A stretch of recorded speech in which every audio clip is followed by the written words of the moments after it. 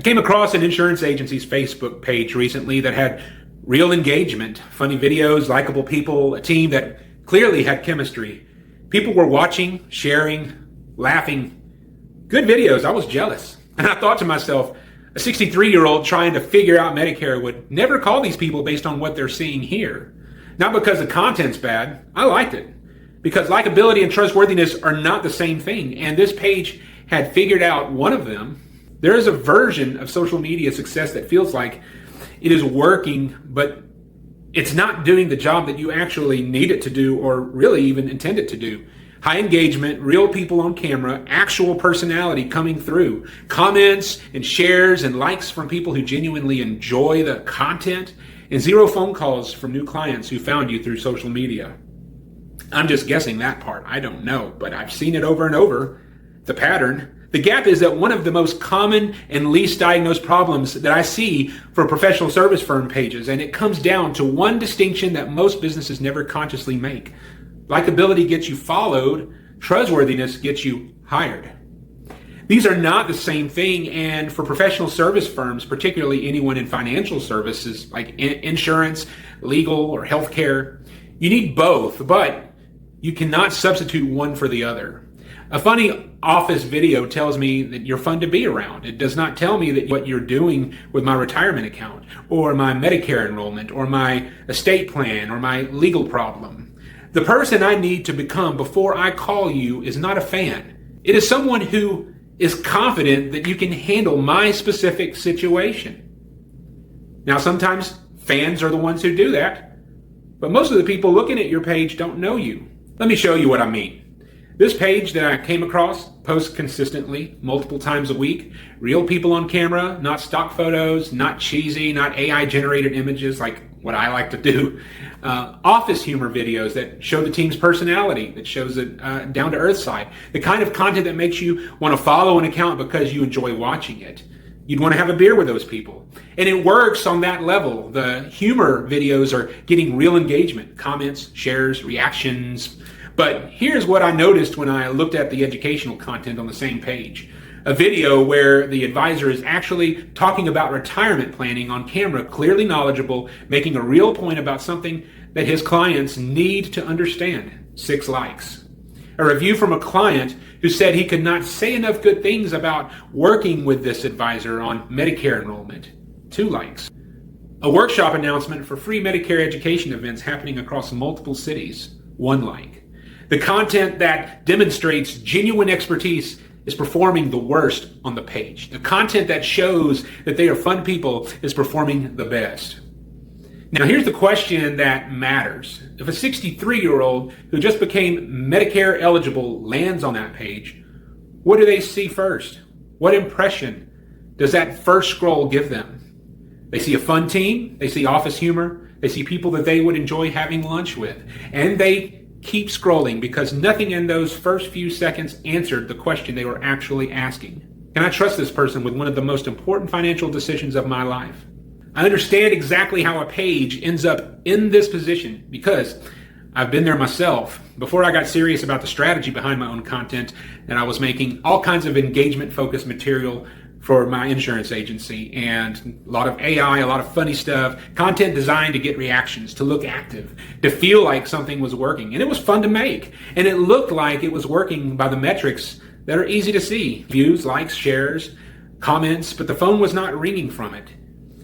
Here's why this happens for professional service firms specifically. Engagement-focused content is easier to make and easier to measure. A funny video of your team gives you immediate feedback. People react, people comment, people share. You can see it working in real time. Educational content that demonstrates expertise takes more effort to produce. It lands with a smaller but more qualified audience, and it does not generate the same visible engagement. So you make less of it. And the algorithm rewards the stuff that gets engagement. So it shows your humor content to more people and your expertise content to fewer. Over time, the page starts to look like a personality showcase with occasional insurance information attached. And the people who most need to find you, the ones who are about to make a major financial or legal or health decision, scroll past because nothing that they saw signaled that this company or this person is the expert that I've been looking for. Now, I want to be clear about something because I do not want this to land as an argument against personality or humor in professional services. That's not my intent at all. Likability does matter. People do business with people they like. And if your content is cold, stiff, and purely informational, you'll not build the same kind of relationship that makes someone want to call you rather than the next option in the search results. The goal is not to remove personality from your content. The goal is to make sure that expertise is the foundation that personality sits on top of, not the other way around. Think about what you actually want a potential client to think when they land on your page and scroll through 5 posts. You want them to think, this person clearly knows what they're talking about, and they seem like someone I would actually enjoy working with.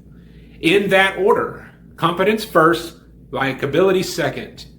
When the ratio is inverted, when a page feels like a fun team who also happens to sell insurance, the trust signal is missing. The person who needs you most will not call because they cannot see yet that you know how to handle their specific situation. The humor becomes the brand instead of the competence. And humor is not what they're trying to buy. So what does the right balance look like in practice? It does not mean posting less humor. It means making sure your educational and expertise content is consistently present and consistently strong enough that someone who finds your page through any post eventually encounters the content that answers the trust question. For financial and insurance professionals, that means showing up on camera and talking about the specific problems your clients face. Not generic tips, not information that they could get from Google. The specific insight that comes from someone who has sat across from hundreds of clients dealing with the exact situation. That's your wheelhouse. Talk about it. What does a 63-year-old actually understand about Medicare enrollment? What is the mistakes that you see most often that cost people money? What does a retirement plan need to account for that most people never think about until it is too late? This is the content that builds trust. This is what makes someone who has been watching your funny videos for 3 months finally pick up the phone. Because now they like you and they believe you know what you're doing. The humor got them to stay. The expertise got them to call. You need both, but you cannot lead with the wrong one.